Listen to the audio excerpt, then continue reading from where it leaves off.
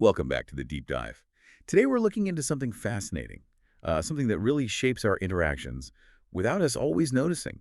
We're exploring nonverbal cues, drawing from Dr. Arundhati Hoskeri's work on body language.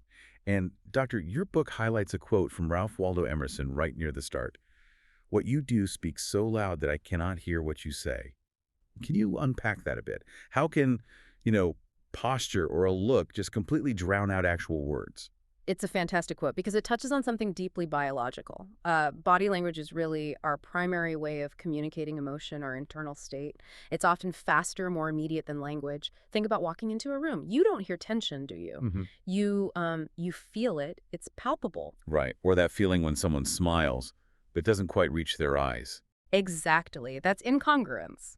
We instinctively read that mismatch. The polite words might say one thing, but the guarded posture, the averted gaze, maybe that slight flicker of something else in the eyes, that nonverbal signal often tells a truer story. And, well, we tend to believe the nonverbal. The eyes usually win, as you said. So is this something you need, like, special training for? Do you need to be a psychologist to pick up on these things accurately? No, not fundamentally. We're all sort of hardwired to detect these cues unconsciously. You don't need a degree to feel if a situation is off or maybe dangerous or if someone isn't being entirely straight with you. The real key isn't learning a new skill from scratch. It's more about honing your attention.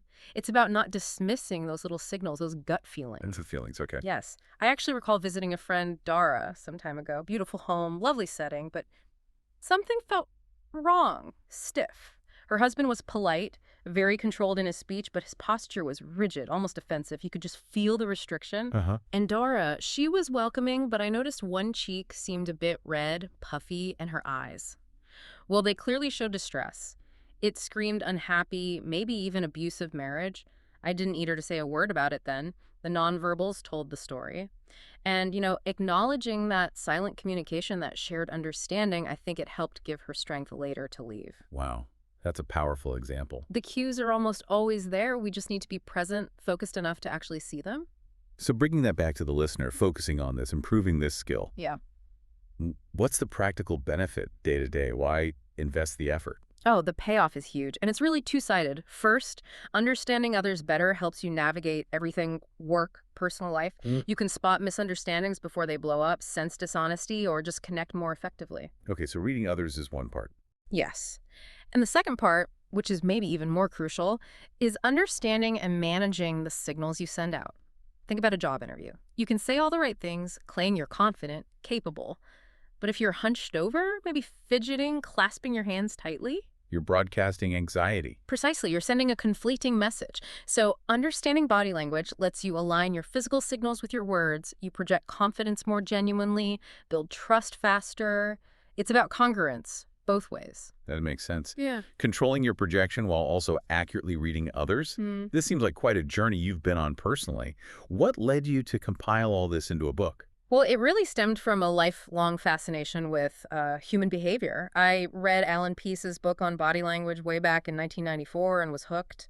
But it wasn't just academic interest. Life kind of forces you to learn, doesn't it? Dealing Yeah. with difficult people, toxic environments, gossip, manipulation. Hmm. It actually started causing me physical issues, psychosomatic stuff like shoulder pain, backaches. Right. Yes. So learning to read situations and people became a way to protect myself, to gain emotional intelligence.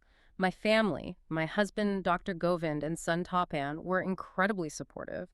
That, combined with studying psychology formally, helped me turn those challenging experiences into something structured, something useful for others. It really sounds like aligning that internal feeling with your external signals is maybe one of the most vital communication skills we have.